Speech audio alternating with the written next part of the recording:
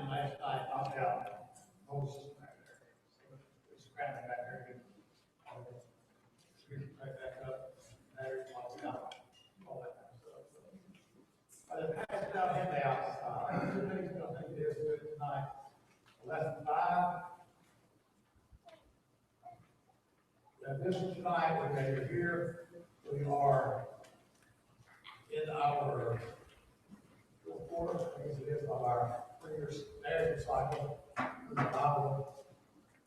In the first part of the United Kingdom tonight, we have a lesson for this quarter, we will review here in a minute and go through that. So we saw first Amos 16 and 17 tonight.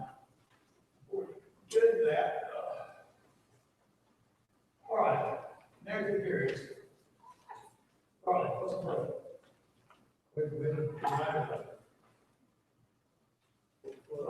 Blood. Next. Blood. And you scare the people. Patriarch. Exodus.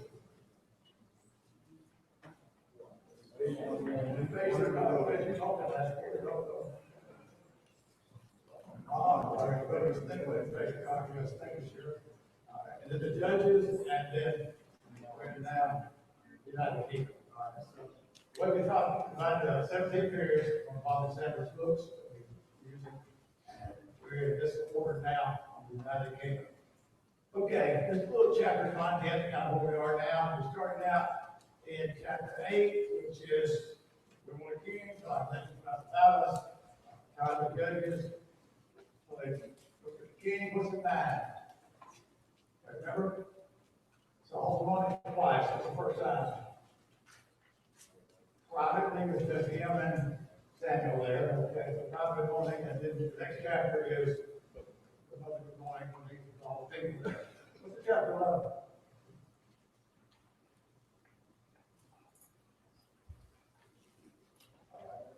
Chapter 11. Okay, remember that. They went way up north, across the Jordan, rescued the men of David, did give them their right eye punched out. Chapter 12.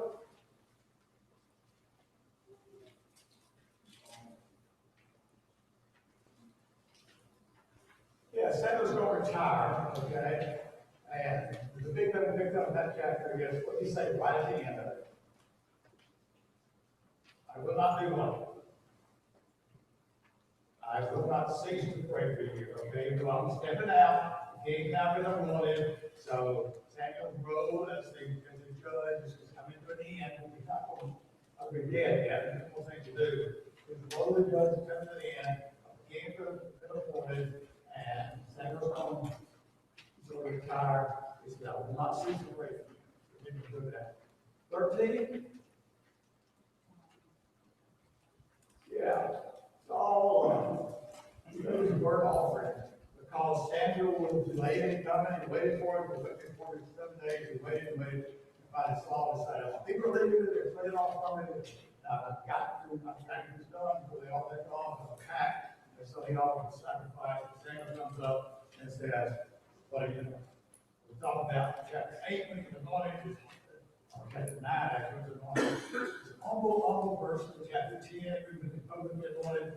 He's hiding on the back, he's very humble, and now by chapter 13, what's that happen? God's everything. No, nothing. Really happens in 15 again, but it happens first time in 13.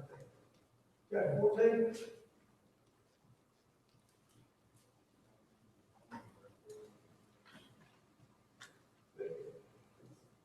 John goes across, I'm going to show the video with the two faces of the rocks there, down to that, the past, everything they managed to give you. And it's all in this Moses said, don't do what? Don't eat until they're all kept all done. People lost their energy. Jonathan got so late, and it's all about the killing of people that don't know you want Jonathan's Christians today. And somebody who got now let's flip over to Deuteronomy chapter 20, right? We'll read those 4 verses. Just Judy pointed this out with me, and I will try to end with this one here. I should have made it last time. Chapter 20, verse 1 to 4. This is what's supposed to happen when you're attacked. You go out to battle against your enemies, and see horses and chariots, people, and you do not be afraid of them, for the Lord your God is with you. He brought you up from the land of Egypt, so shall be, and you are on the burden of battle, that the truth shall approach and speak to thee, and you shall say to them, Fear not, this day you are on the burden of battle with your enemies.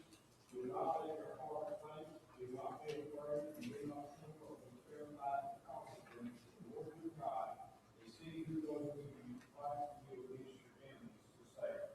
Okay, everyone this. Moses, way back when he was started in the election conquest, he judged the whole 50 years ago. 50 years in the period of judges, way back before that. When you go to battle, who's going to be with you? God is. God can get it done. Don't be like Saul did and back off. 15, that's the chapter everybody knows. What's the 15? Saul doesn't do. Amalekites, and that's another major estate here. So they handle that. This knowledge. So that's it. And then we'll get into 9 and then to 16, as Saul been rejected, or David's going to get appointed, selected to the king. So look at 16 to 9 and 17. They get Goliath, very bigger story, and we'll hit on to the Psalm 23, which gets into the shepherd part there. So let's get into it. Chapter 16. Saul is still concerned about Israel's faith. They haven't turned around, they haven't gotten in to trust in God, their faith in Him. Samuel is still doesn't understand, I guess, but he doesn't like it. He grieves over it. We talked about the last time, man. Stand up what? All night. Remember that? Samuel said, all night he grieved over the people of Saul that he was acting there. So, God tells Samuel to go to what? I got somebody else selected. Oh, what did you tell Saul last time? I've got somebody selected as what? Remember that? That's better than you are, right? It's not kind of his song, okay? At that time, that's what Saul got. I've got somebody selected better than you are. And that is tell Samuel, you're the one that you can. Samuel's afraid of Saul. He said, if Saul found out I'm going down you, and I'm going to your king, he'll come kill me. So God tells him to do what? Take what with you. And Adam was going to go to Bethlehem where David is, and we're going to offer sacrifice. So when he gets to Bethlehem there, he gets a solution to it there. And when he gets to Bethlehem, people there say, Samuel, do you come in peace or not? He said, yes, I come in peace. I come offer sacrifice. Cleanse yourselves and come go with me. And then we see the selection process start. So he tells Jesse to come to sacrifice. He brings him there. And who's first son that comes up? Who's the oldest son? And what's said about him? What's his physical appearance?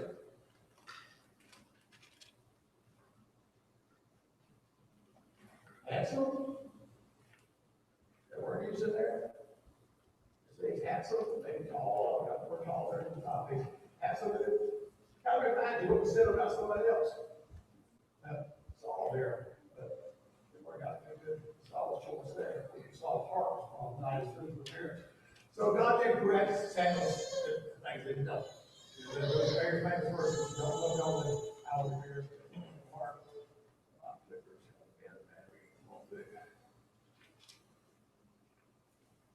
So, after the first is passed up, second one comes in, third one comes in. How many sons you guys have come by?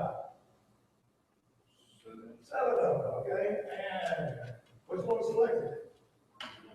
None of them. So he said, got any more? And Jesse says, what? Oh yeah, there's a little lad out there keeping sheep, you know. Samuel says, go get him and what? We won't do what? We won't sit down till he gets here. Okay? So he sat there and waited on bring David in.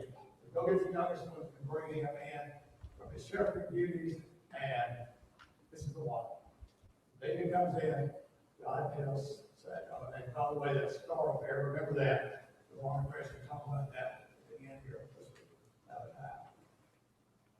since this is David's introduction as a shepherd, let's go read Psalm 23.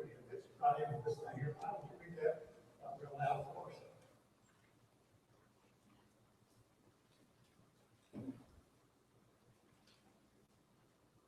Psalm 23. The Lord is my shepherd, I shall not want.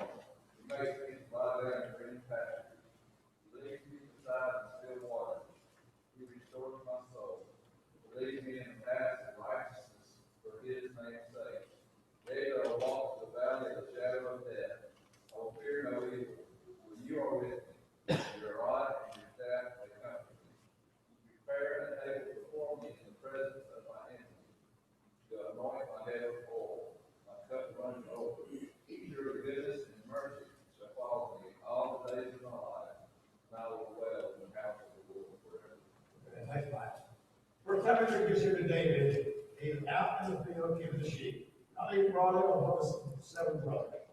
Got a young kid, last couple of days later, and David writes this song to describe his shepherd life there and his relationship with God because of it. And we can look at it when we have sermons from different angles. There, yes, but so another part of Psalm.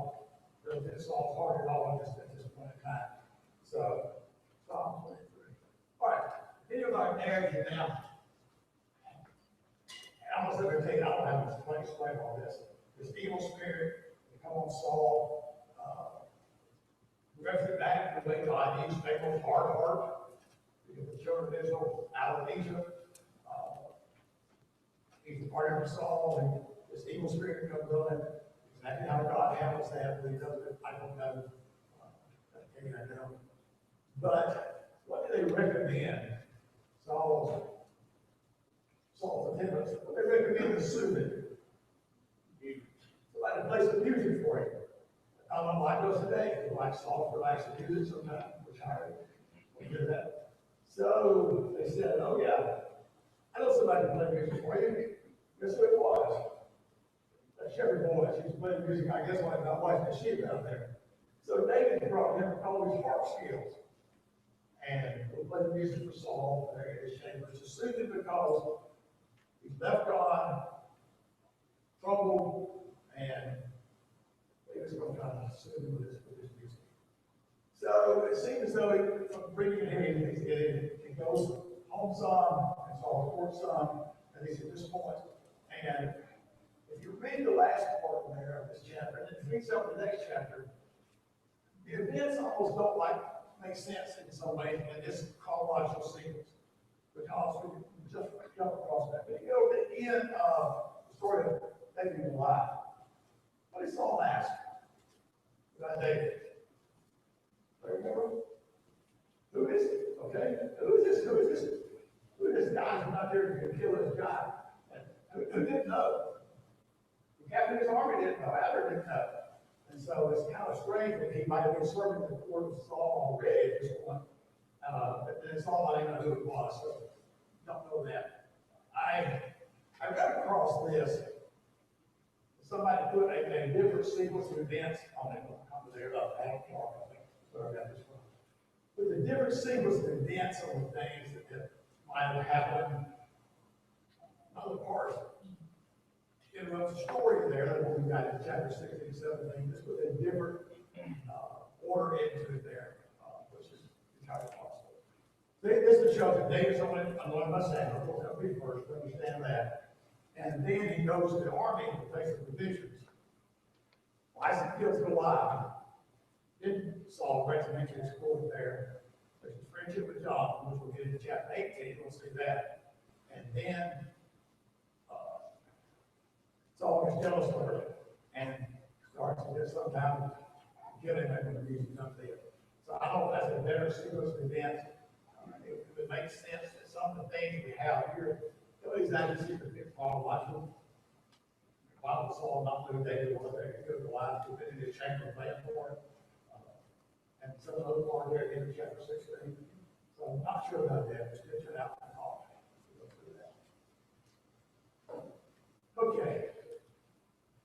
So that's David's introduction. He was anointed king. He's now been selected. Again, not spoken to other people claim that their longest family, much like David was in Samuel and William in the private situation there. Still more brother this family there than it was just David. I mean, I saw it Samuel on his. So now we move into the chapter 17 and the story that everybody knows of David and John alive. So let's get this little map, a different map that we've been using, but we'll use it.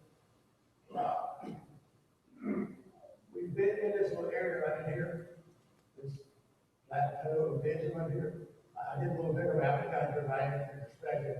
We're going to look at a video we made, and on this little map, and I didn't even, right in here is where the battle was with David and Goliath takes place. These paths that come up here to this coastal plain, to the shovel up, and the mountains up there. So these little valleys come through here, just one of these valleys right here, so that's battle going to take place between David and Goliath. So, there. And here's where the actual battle takes place. Okay, ready to go. Just got a little, but it pops up there.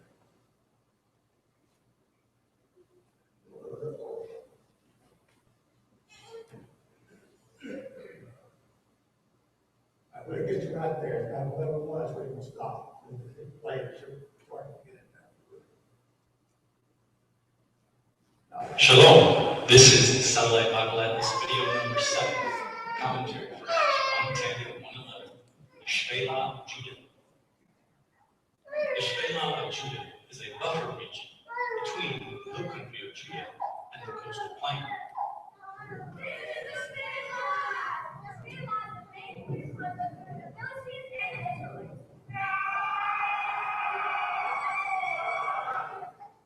The word Shephelah means foothills or lowlands. The foothills are bisected by wide valleys. The foothills protect the western side of the hill country of Judah. Here is an aerial photograph of the Elah Valley in the Shephelah. For security reasons, cities and towns were built on the hills. The ruins of the biblical town of Azekah are on this hill, while the routes ran in the wide valleys bisecting the hills. The Shephelah has rich agriculture, especially from trees like grapevines, sycamore and olive trees. Grains and vegetables grow in the rich soil of the valleys. Note the elevation of the Shephelah, tucked between the coastal plain and the hill country. At around 1,300 feet above sea level, the Shephelah is approximately half the height of the hill country. Find the Shephelah on map 12.3. Here is the relatively flat coastal plain. To the east, the higher, rugged hill country. Situated between them, about 40 miles long and 8 miles wide, is the Shephelah. Note the routes in the wide valleys that divide the foothills. On map 110, take a look at the coastal plain. The Philistines settled as a nation here in about 1,200 BC. The main cities of the Philistines were situated along the two branches of the international coastal highway. Along the coastal branch are Gaza, Ashkelon, and Ashdod. Along the inland branch of the highway were Gath and Ekron. Note the hill country of Judah to the east, and the buffer zone of Shephelah. Now let's examine the Shephelah valleys and routes. Map 111 is a close-up of the Shephelah of Judah region. On the map, shaded in darker green, are 5 wide valleys that run predominantly east to west, connecting the hill country to the coastal plain. An earlier video examined how the wide Ajalon Valley, the northernmost Shephelah Valley, functions as the main route from the coast to Jerusalem. The route was guarded by the city of Gezer in the Shephelah Hills. The next valley, running parallel and south of the Ajalon, is the Sorek Valley. Note the towns of Zorah and Eshtaol on the north side of the Sorek Valley, where the Spirit of the Lord first moved upon Samson. Across the valley to the south is the important town of Bet-Shemesh. To the west is Timnah, and near where the Sorek opens into the coastal plain is the Philistine town of Ekron. Like the Ajalon, the Sorek Valley is an east-west route, connecting the Philistine plain to the hill country. From near Bet Shemesh and Eshtaol, routes into the rugged hill country travel on bridges. Let's take a look at the Sorek Valley from the ruins of ancient Bet Shemesh. We're standing here in Bet Shemesh overlooking the Sorek Valley. It was along the Sorek Valley that the Ark of the Covenant returned from the Philistines to Judea. Also behind you can see the town of Zorah. This is where the Spirit of the Lord first moved upon Samson. It was Samson, whom you recall, who later was able to kill 1,000 Philistines with the jawbone of the donkey. Map 4a shows that many of the events in the life of Samson occurred in the Sorek Valley. The Spirit of the Lord came upon Samson between Zorah and Eshtaol. He killed the lion on a journey to Timnah. The lion had probably come up out of the thickets of the Sorek River, which runs through the valley. Note the proximity of Zorah to Timnah, where Samson saw a Philistine gathering. We're at the biblical town of Timnah where Samson saw a Philistine girl and wanted to marry. The Sorek Valley is the setting for the return of the Ark of the Covenant to Judah. The Philistines had captured the Ark in the Battle of Aphek and brought it to their city Ashdod. The Philistines, like so many others through the ages, believed they had subdued the God of Israel, but they were wrong. The Ark was sent to Gath and then to Ekron, from where 2 cows pulled it on a cart straight up the Sorek Valley to Bet Shemesh. From Bet Shemesh, it was brought up to Kiryat Jearim in the hill country, where it stayed 20 years until Samuel led Israel in a national repentance. South of the Sorek Valley is the Elah Valley. Note the cities of Azekah, Soko, and Adullam. To the west, where the Elah Valley spills into the coast, is Gad, home of the giant Goliath. Between Azekah and Soko, on the north side of the Elah Valley, is a ruin called Khirbet Kiyathah, where recent excavations have exposed an ancient Israelite town, perhaps dating to either King Saul or David. Let's take a look at the Elah Valley looking east from Azekah. We're at the ancient site of Azekah, looking out over the Elah Valley. This is where the Philistines were encamped when David fought Goliath between Azekah and Soko. And now from Soko, looking back west. We're at Soko in Judah. Behind me on the hill is Azekah. The Philistines encamped between Soko and Azekah, this side of the Elah Valley where David fought Goliath.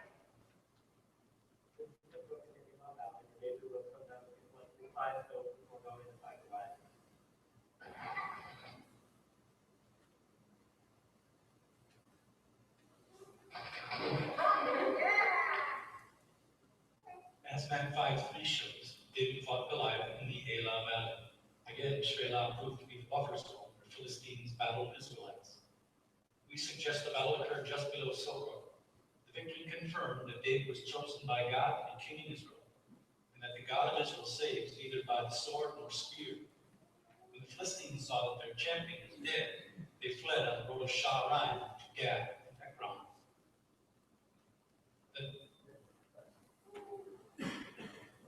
Sorry about that. Greg's been gone for remember the volume set back here is very sensitive like that.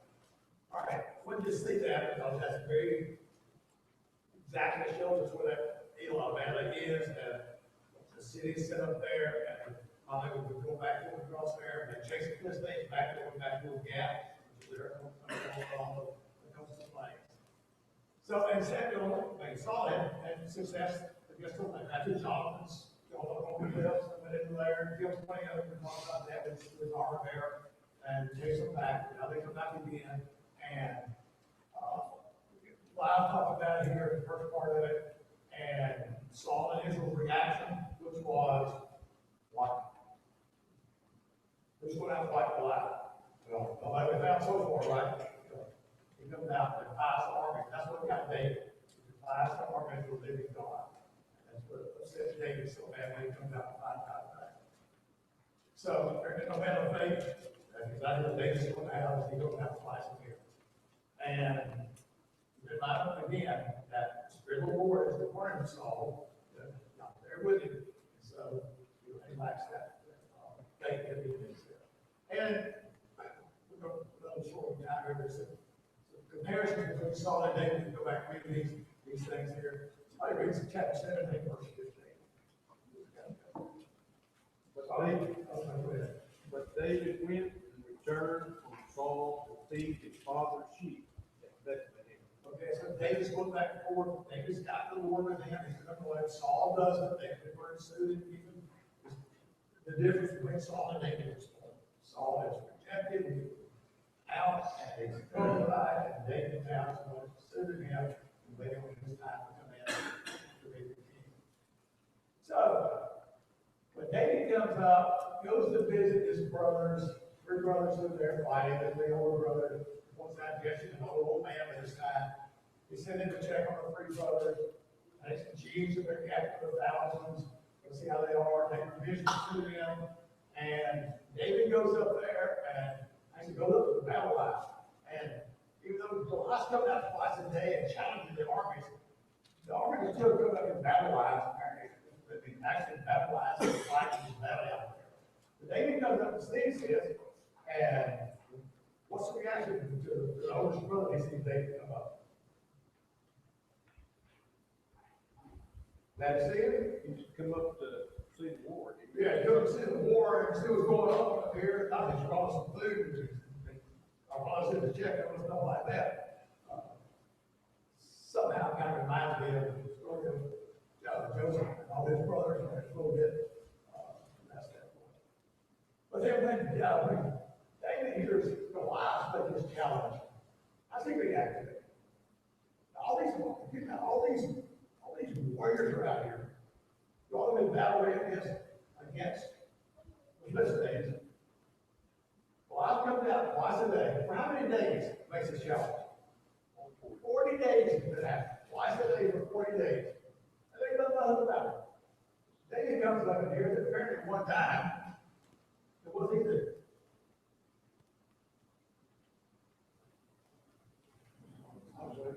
I'll go fix it, okay? Yeah, I will take care of it. So he has no reason not to. Total faith in God. Get that again in a minute. And again, he's asking, what's the king going to do for somebody who takes care of it? What did it get? What did it get? Yeah, they get the king's daughter, and your father gets no more taxes, he gets free reign or something like this. Your family there. So this is incentive that Saul's put out there, who would go out there and take care of the life. And so, older brother here's from Tennessee and scolds him about it. And so they can now turn around the other group over there. They did it the same thing. David afraid to go fight Goliath. Where's the street going to come from? What's he going to use to hit Saul in? I can prove he can do it. What's he done? I keep my father's sheep, and lion or bear comes up, gets on my lap. What do I do? I go fight and get it back. And if perchance he fights me, what do I do? I grab it by the beard and kill it. Okay? And notice he said, he didn't say lion or bear. He says what? Lions and bears are not made to kill, but they just said, if I do that, God's with me for that. This God's nothing out there. After all, we define God's part, and therefore define God. That's what God is. So, result. David goes out there to fight Goliath, and he puts on Saul's armor, doesn't like it, not used to it, takes it all that off, and what do you think? Shepherd's house, off against 5 stones. Why 5? They know God was going to kill Goliath that first stone? I don't think so. We got 5 we had. But that's just like it was out there. I totally believe that God's going to take care of it out there. So, I'm looking for a miracle. God pulls us out and makes sure it's in his book. You're good at that. I like to put out there, God's going to do a miracle that killed Goliath. But God's going to use me to take care of Goliath. It may take me more than one shot to do it, but God's going to use me. I know they can use me to take care of Goliath. David knows it. So it goes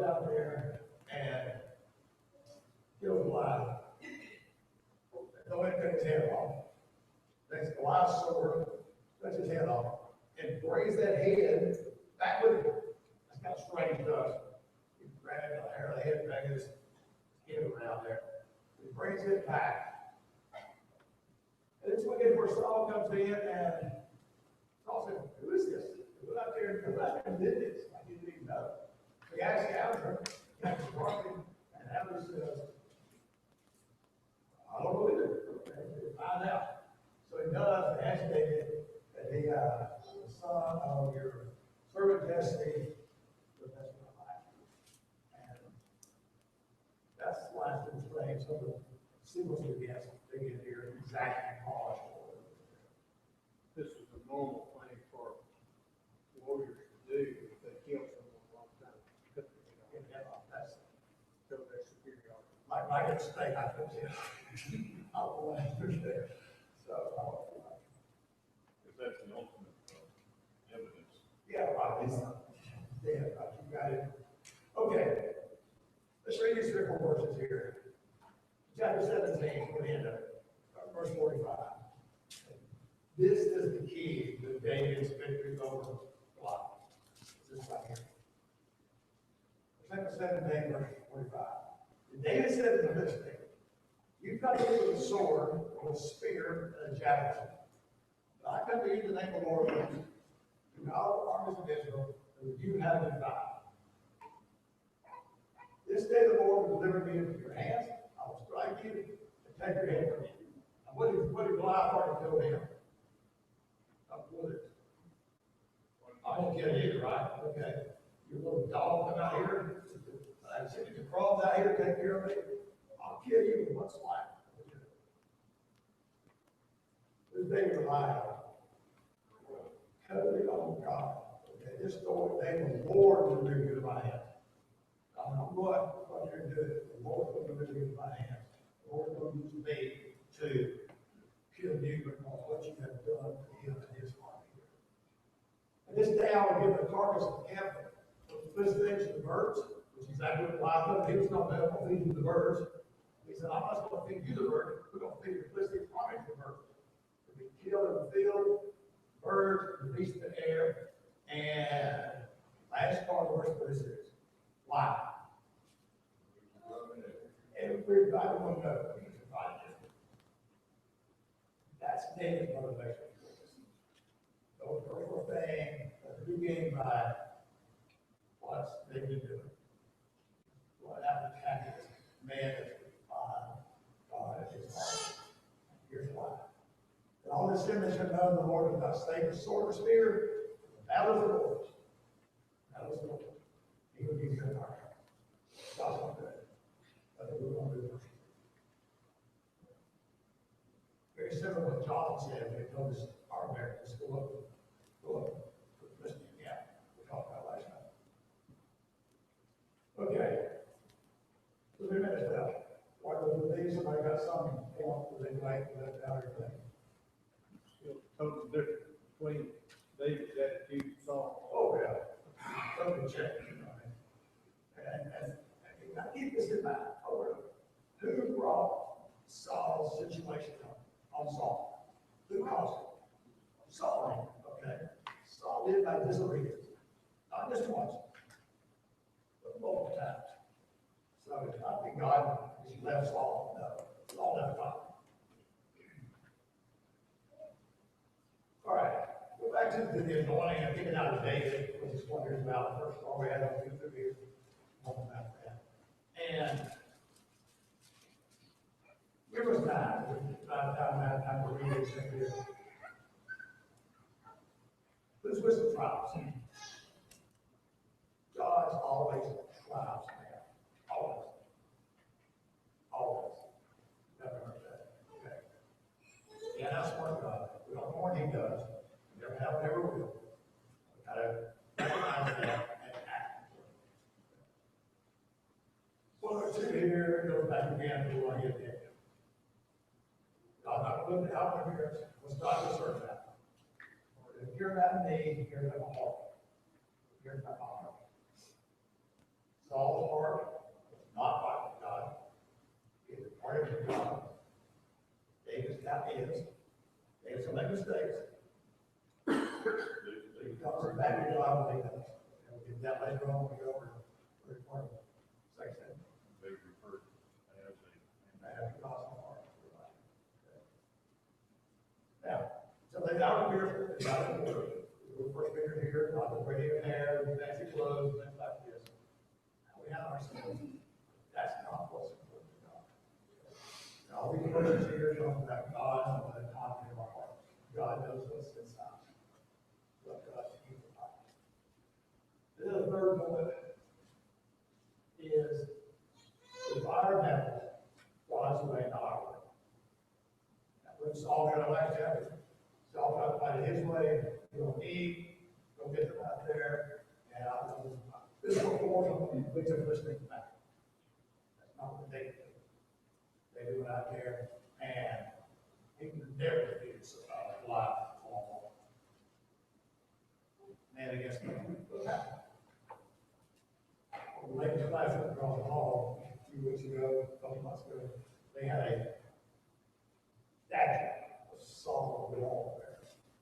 They reached up, hired a clock on the wall back in Goliath, that's what I say, they had Goliath up there. Big, humongous man. If you look at it, physical statue, they didn't that way, but they relied on not his physical ability. I don't know what God did. On some side, man, that God got on. And that's how we went. I know God's, especially on the armor God prepared for us. All right, sorry for the run, the next start there. I said, lightning got it back there, everything together all this time. All right, let's get it. Next time we got 18 and 19. Okay, we go. We have 18, 19 and Psalms 49.